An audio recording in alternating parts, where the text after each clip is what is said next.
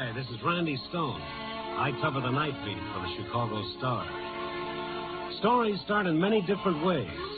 This one began with locked doors and shuttered windows and ended in a coffin.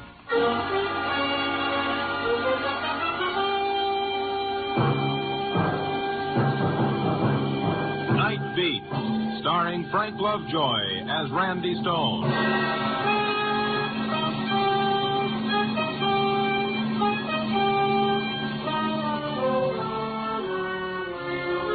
Anyone want a nice, clean job? Here's one that'll take you on a shoe leather tour of Chicago to find a yarn that has to be written before an editor's blood pressure blows a hole in his hat. And that job is mine. Find one man or woman or child with a story to make good reading. 1 out of 3 million. Tonight, the score stood Chicago 3 million, Randy Stone 0. And then I went north on Michigan Avenue and turned west on Cermak Road. It was about 11 when I came to Wentworth Avenue and Chinatown. And all of a sudden I was hungry for some of Chinyuk's fried wonton and almond duck. Don't ask me why. So I turned up Wentworth toward Chinyuk's little restaurant. Then I noticed something. Every door was closed, every window was shuttered, and not a soul walked the pavements. I got to Chinyuk's and it was closed. I knocked on the door.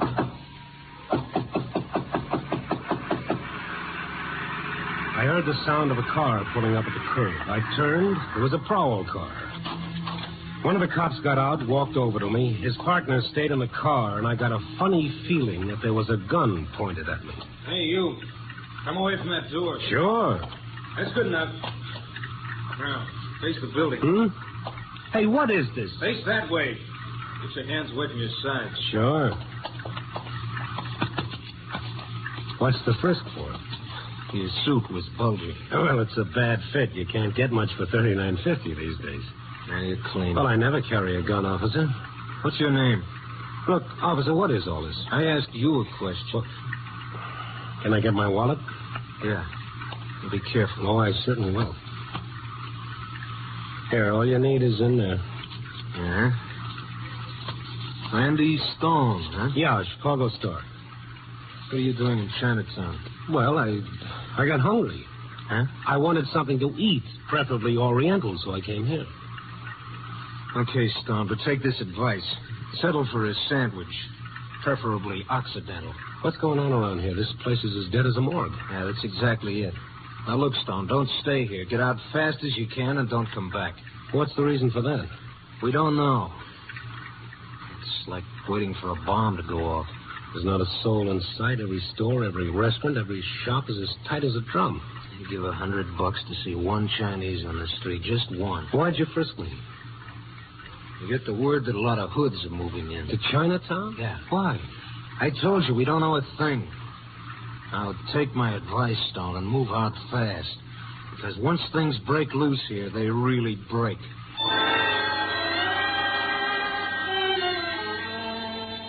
The prowl car moved off slowly and carefully. I stood there for a minute and I looked around. I got that funny feeling that a million eyes were watching me. Sure, I wanted to leave, but that old curiosity referred to in some circles as a news sense kept me from going. I headed toward the rear of Chinyuk's place through an alley. It was pitch dark in there, and I felt my way along until...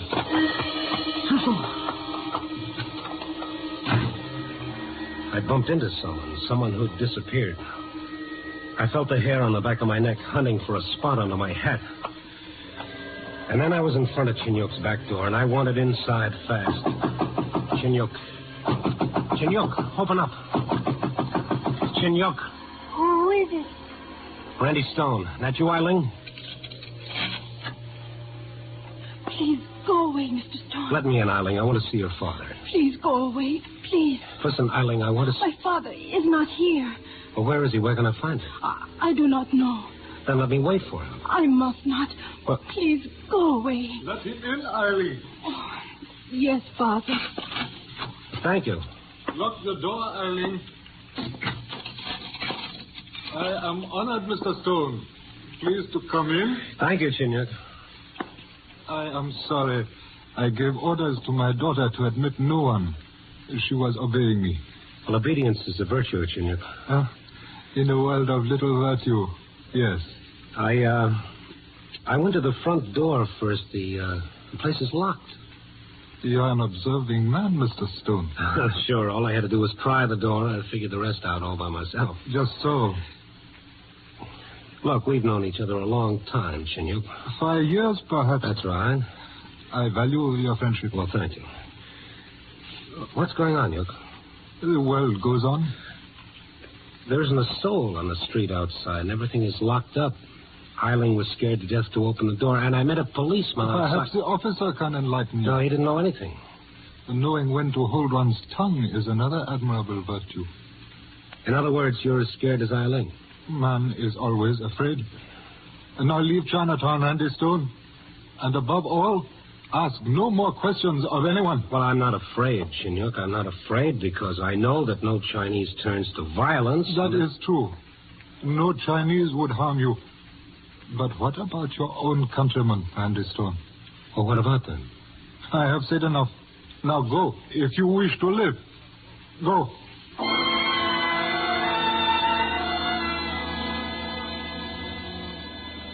Underneath the old world courtesy, there was terror. Chinyuk wanted to talk, but something stopped him. Chinatown is like that. The Chinese settle their own disputes. Seldom, if ever, do they allow their quarrels to spill over into the world outside their settlement. But this was more than a dispute. It held all of Chinatown. I walked out and away knowing I'd learned nothing. And then a block away from Chinyuk's restaurant, I heard... and someone was following me. I slipped into a doorway and waited. Eileen. Oh, Mr. Stone, What are you doing out here?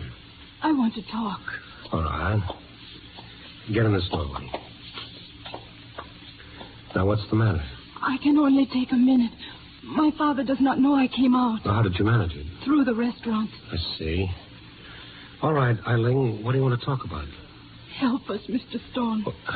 Well, if I knew what was going on, I'd have an answer for that. I will tell you. If this thing happens, many men will die. Not only here, but in New York, in Los Angeles, in San Francisco. Wait a minute. A Tong war? In 2 hours, the Tong banners will be brought out, and men who want to live will die. What's the fight about? A quarrel between 2 men of rival Tongs. Well, that's happened before. Things have been cleared up without a war. But this time there is something else. What? White men, evil men. They have... That is enough, Eileen. Oh, Father. Hello, you. Eileen, go home. No, Father, Saidi. As you will, my father. You will forget what she has said, Mr. Stone. Oh, sure, forget it, but... How about you, Chinyuk? I? What do you mean? Well, you've seen Tong wars. They're nice, pleasant little affairs. Hatchet men, the eldest sons of families killed. Why? You are a white man. We are Chinese. Yes, I know, yes. East is east and west is west. And never the twain shall meet.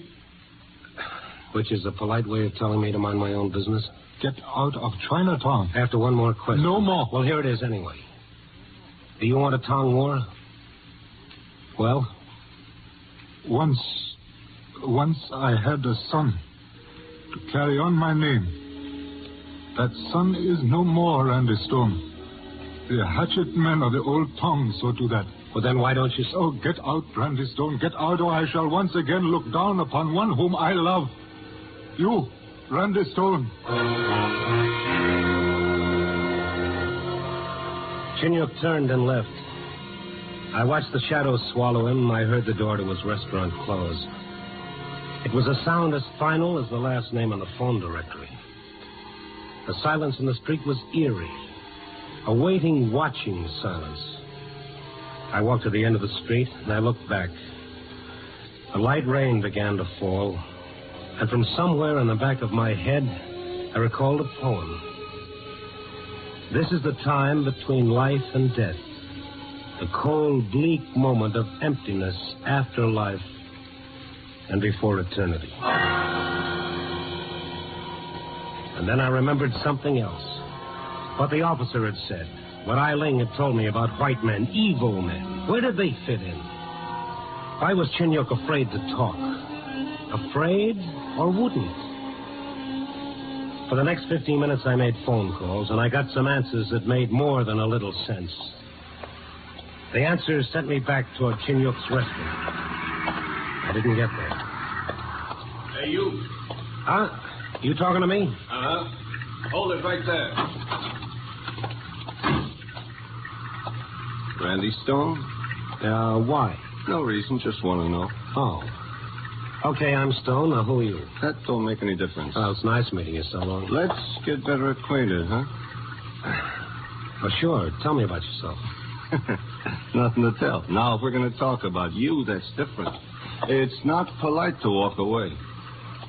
Okay, Buster, let's stop the chit-chat. I'm Randy Stone. You know who I am. Now, let's hear from you. Don't get excited, Stone. Everything's all right. I never get excited. It builds up my blood pressure. Nice to hear you got blood. Want to keep it? Oh, well, now we're getting somewhere. Not here, but we will. Meaning? Let's take a ride. By invitation? So far, invitation. I'll even hold the door open for you while you climb in. Oh, that's nice. If it starts to rain harder, you can put down a cloak for me. Okay, Elizabeth. Let's go. Well, where to, Sir Walter? That's enough, Stone. You just get in the car and we'll take a ride. Come on. What if I don't? I'll withdraw the invitation and make it an order. One I can back up. I see what you mean. Okay, where to? You'll see when you get there. I have to be back by midnight. My head changes into a pumpkin. I like you. You're going to get along fine with the boss. Oh.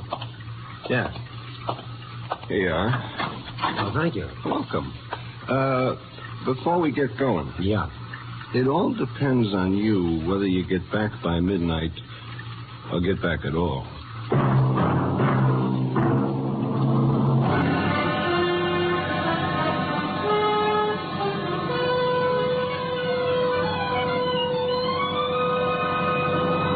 You are listening to Night Beat, starring Frank Lovejoy as Randy Stone.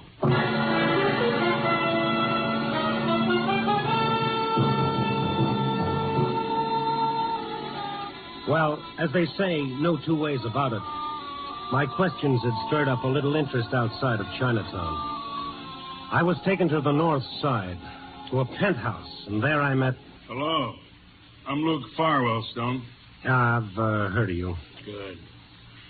Read your column in the Star. Good stuff. Oh, thank you. I read your stuff in the papers, too. Mine? Yeah, front page items. You believe all you read, Stone? I always have, ever since my first fairy tale. Here, sit down. I'd rather stand. Oh, come on, Stone. We've got to talk. You look uncomfortable standing there.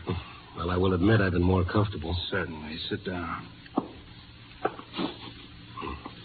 Oh, drink? No, thank you. Cigar? Have I got one coming? Beg pardon? Well, cigars, you get them when you hit the bullseye or ring the bell. Oh, I see. All right, Stone. Maybe you've come close. Maybe too close, huh? Nobody gets too close. Yeah, so I've heard.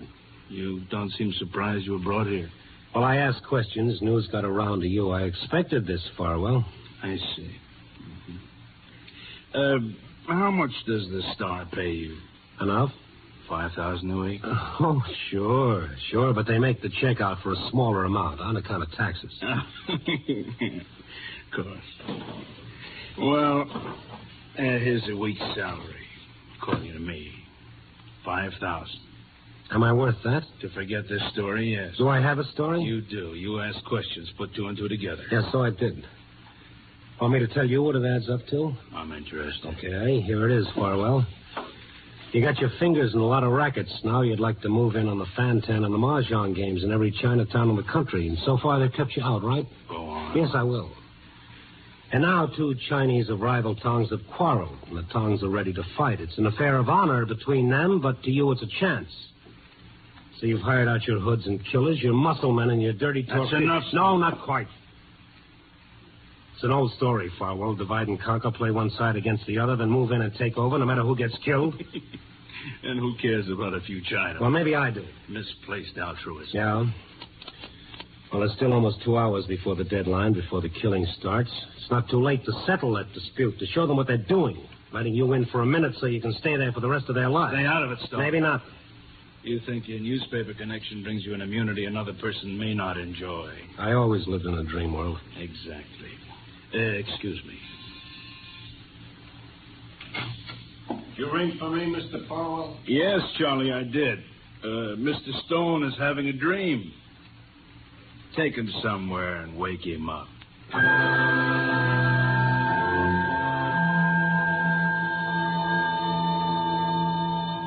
Take a roll of nickels in a fist, a piece of rubber hose, and expert hands. No, you don't break any bones. You don't even bring blood. You don't have to. But the one who takes the beating wishes it had been a nice, quick slug from a gun. I woke up somewhere along the lakefront. The rain was coming down in sheets. It felt good. It was clean and it was cool. I got to my feet and the buildings leaned over, closing in on top of me. It was funny. All I could see was Farwell's face smiling. It's in front of me all the way back to Chinatown in the cab. Still in front of me when I knocked again at Shinyok's back door. Who? Open up, Eileen. Come on, open up. Mr. Stone. Yeah, it's Mr. Stone. Where's your father? He is here. All right, will you close that door and lock it? You are hurt. Well, I felt better. Hello, Shinyok. I'm back. Oh, you would not listen to me. No, I wouldn't, so I got paid off. Eileen, bring medicine. Yes, Father. You did a good job on me, didn't I, Yok? I'm sorry. Here, sit down. Thank you. You concerned yourself with that which I warned you was better left alone. Okay, say I told you so, so I stuck my nose in, and this is what happened to it. You were dealing with violent men. Uh-huh. And so are you, Shinyok. You know who's in back of those hoods hired by one of the Tongs? I can guess. It's not a guessing game anymore. It's Farwell. Yes. You know? I know. Well, then you know what he wants and what he's after. You know that he's All the medicines, Father. Good. No. Get that stuff away and listen to me. But your wound... I know they hurt. Yes, they hurt. I've been worked over by a couple of thugs. I saw Farwell. You went to him? Well, he sent for me. The police? Tell the police Farwell will have 1 million witnesses to swear he was in Florida an hour ago. Yes, that is so. And what if I write my story after the damage is done, Shinyok? Huh? It will be just a story. Yeah, and Farwell will have what he wants. Look, Shinyok, how much time is there before the killing starts? Less than half an hour. Well, you got time then. You got time to stop it. Randy Stone, why do you concern yourself with this? Why? I'm a reporter, remember the story? No, there is more. Because of friendship for me? Well, maybe I just hate men like Farwell. Yes, of course, but... But what, Shinyok? Randy Stone, it will be hard for you to understand. But that which is bringing evil to me and my people is a thing of honor between two men. Honor? Oh, sure, honor. All right, Shinyok, you better save up a lot of it. Put it in jars and bottles so you'll have some of it to look at after Farwell's got his hooks in. Got him in deep enough to tell all of you how to breathe and when. All right, Shinyok, I've said my piece. Now I'm going to do what you wanted me to do in the first place. I'm getting out of Chinatown. I'm going to stay. Wait. Yeah?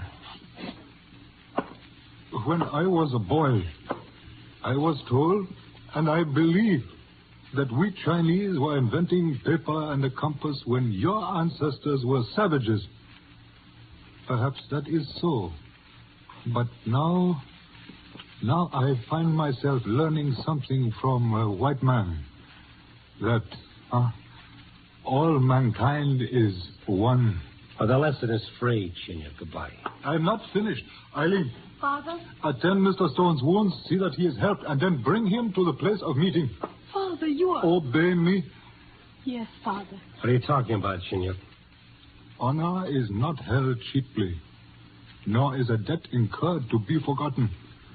No, honor is held dear, so dear that before the night is over, one of two men must die.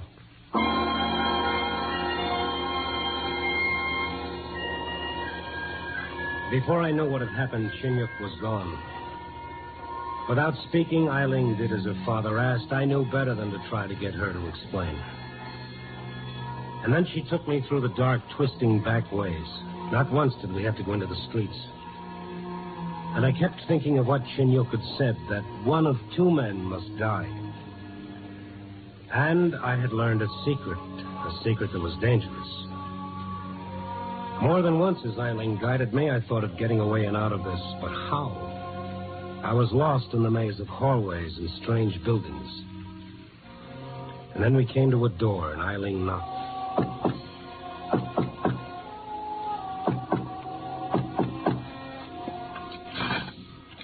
A Chinese I didn't know opened the door and looked at me hard for a moment, and then spoke to Eileen.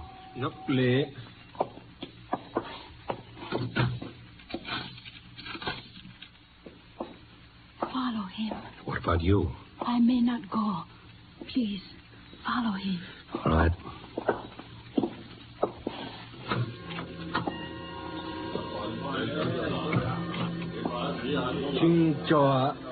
I know enough Cantonese. He had told me to sit down, and I did.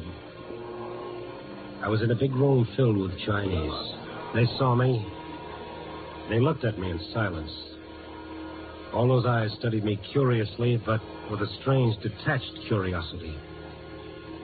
And then I saw Chinyuk, dressed in the fashion of old China. He walked to me. Randy Stone, you will hear first a story. Then you will speak. Chinyuk. Listen. Finger. We will speak in the foreign tongue so that my friend will understand. Randy Stone, a long time ago, two men tied their fortunes together in business. One was Ali. You see him there. The other was Chinyuk. You? Ali and Chinyuk were rival tongues. Yet the strange ways of business forced them together. Ali and Chinyuk had put aside so much money so that each could be buried in China. But now, because of misfortune, there is only enough for one to return to China to be buried among his ancestors.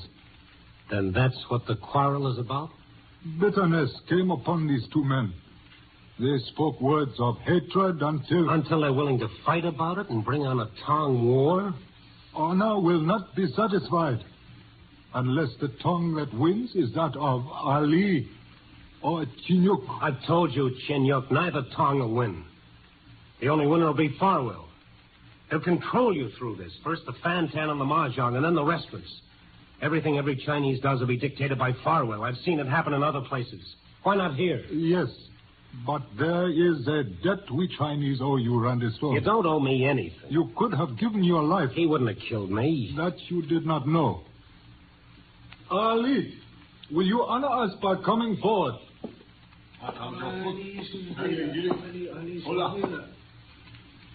I am here, Chinyuk. Ali, look at this white man who is my friend, who by his actions has become the friend of all of us. There is a debt. What say you, Ali? There is a debt, Chinyuk. And what of the payment of the debt, Ali? What say you, Chinyuk? I am willing to let fate decide our quarrel. So say I. Has everyone heard this, men of the snake and the hawk? It is decided. Bring cakes and wine.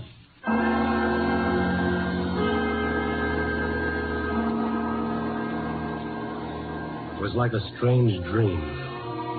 The Chinese of the two tongues waiting. The polite, time-honored ritual. A plate full of rice cakes and a flask of wine. And then I guessed one of the cakes was poisoned. Only one. Then silently, Chinyuk and Ali each chose a cake and ate and sipped the wine. And then another cake. In silence, the two Chinese ate until no more cakes were left. And then... It is finished, Ali. It is finished, Chinyuk. Then listen, men of the hawk and men of the snake. It has been decided. I say let there be no violence. Ali, Let there be no violence. Chinyuk, Yes, my friend. will this hold? Will everyone go through with it? We have pledged our words. There is no more to be said. Ali, Yes, Chinyuk. in a few moments, one of us will mount the dragon. Let there be no rancor between us. No bitterness now. It is written, even the tiger and the deer may drink at the same stream. So be it. So be it. So.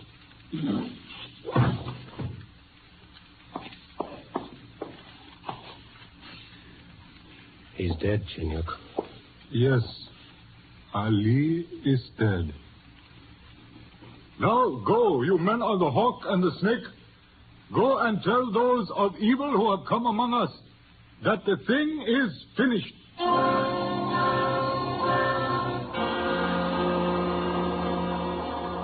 Without a word, the Chinese left the room. Chinyuk and I were left alone with Ali. For a moment, Chinyuk looked down, and then silently he led me away, back through the twisting passages, back to his restaurant. And there... Eileen, Yes, my father. bring tea. Yes, my father. Randy, What, Chinyuk? the debt is paid. Yes, the debt is paid. Total for the night, some bruises and one dead man. But this is better than many dead men, Randy. Oh, I know it is. But Look, Chinyuk, Yes, my friend. What is it? Well, you know how I mean this. Ali... Well, I'm sorry he had to die, but Well, I'm glad it wasn't you. It is strange what men will do to reach heaven. Yes, 1,000 different religions in the world, and each tries for one thing. The same goal. In my religion, it is easier for a man to attain heaven if he rests among his ancestors. And you... Well, Ali is dead, and you're left. Well, there's nothing funny. No, nothing. Except that you still do not understand. You see, even now, Ali's body is on its way to China. Ali won. I lost.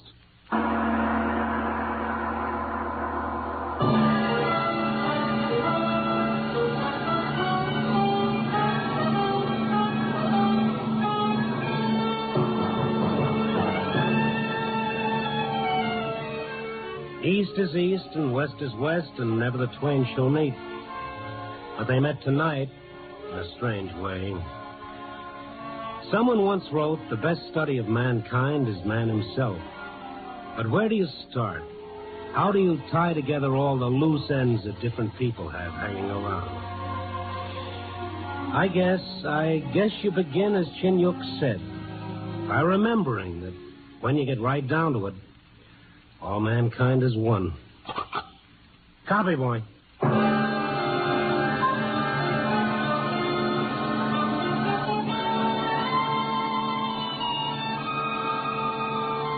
Night Beat, a new dramatic series, stars Frank Lovejoy as Randy Stone.